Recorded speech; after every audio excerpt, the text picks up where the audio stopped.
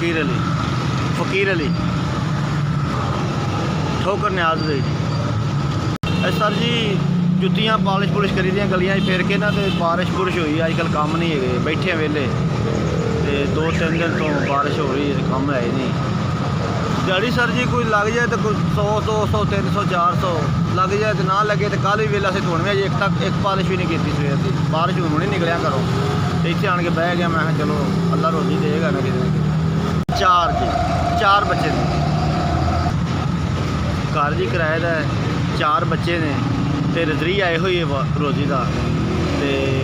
बस ये कि कभी बिजली का बिल भी तो अश महंगी 100 की सब्जी को नहीं देता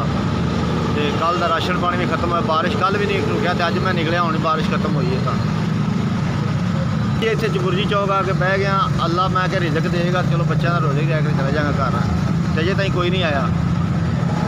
बैठे हैं इतने अल्लाह की आस से चलो कोई ना कोई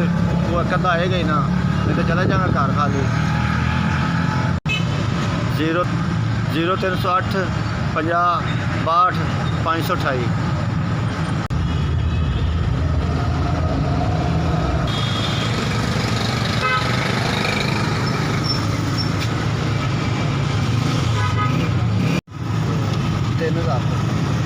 3,000 रुपया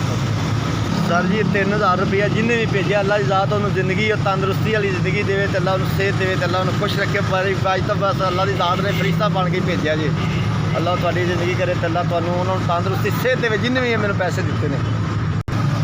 SBS